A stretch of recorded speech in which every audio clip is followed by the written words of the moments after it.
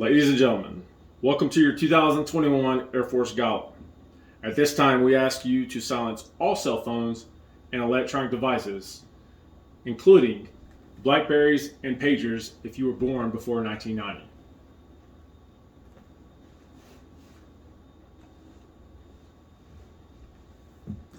Ladies and gentlemen, I am Technical Sergeant Bryant Martin from the 741st Missile Security Forces Squadron, and I will be your Masters of Ceremonies tonight.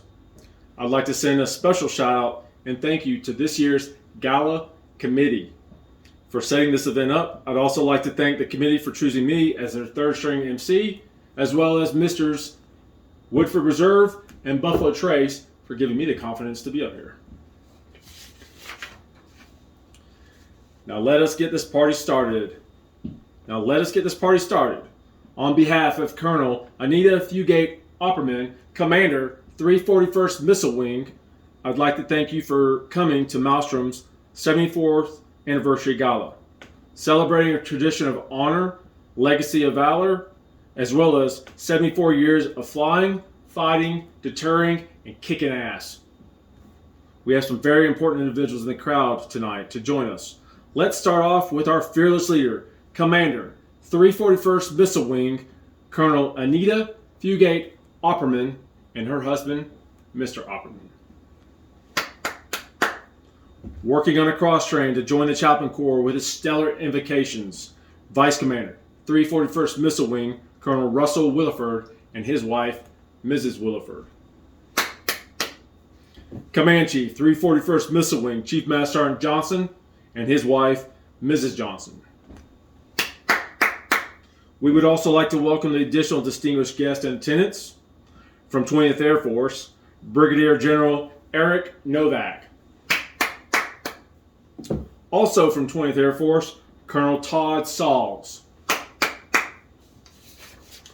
Air Force Global Strike Command Civic Leader, Mr. David Weissman, and his wife, Donnie. Air Force Global Strike Command Civic Leader, Mr. Steve Grooms, and his wife, Roz. And a special thanks for all the sponsors who have assisted the wing this year.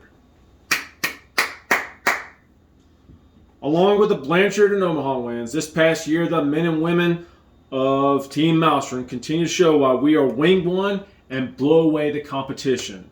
This year, units and individuals across Wing 1 have represented admirably and display why Malmstrom is America's aces in the hole.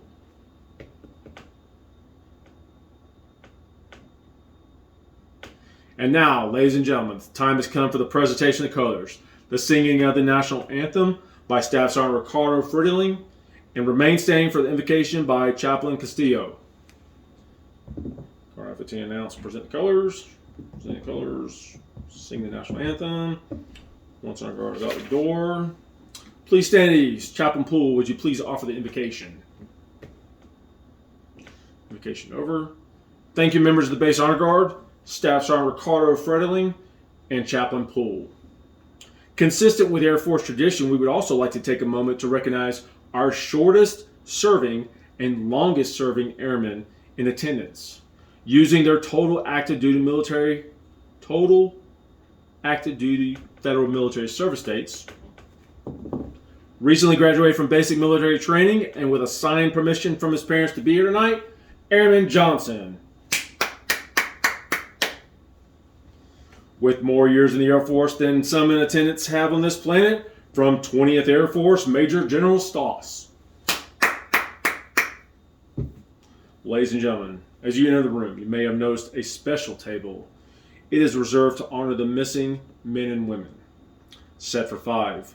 The empty chairs represent Americans who were or are missing from each of the services: Army, Marine Corps, Navy, Air Force, Coast Guard.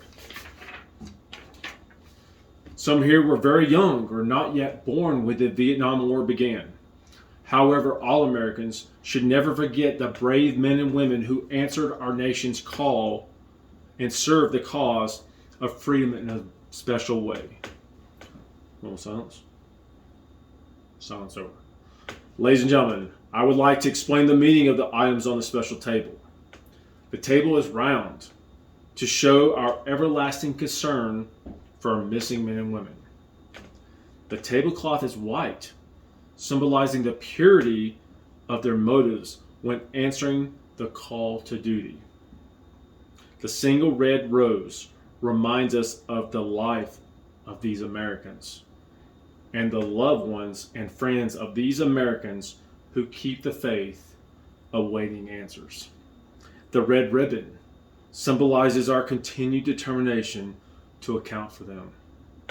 A slice of lemon reminds us of the better fate of those captured and missing in a foreign land. A pinch of salt symbolizes the tears of our missing and their families who long for answers after decades of uncertainty. The lighted candle reflects our hope for their return, alive or dead. The Bible represents the strength gained through faith in our country, founded as one nation under God, to sustain those lost from our midst. The glass is inverted to symbolize their inability to share this evening's toast. The chairs are empty. They are missing. Bagpipes. Let us now raise our water glasses and toast to honor America's POW MIAs and to the success of our efforts to account for them.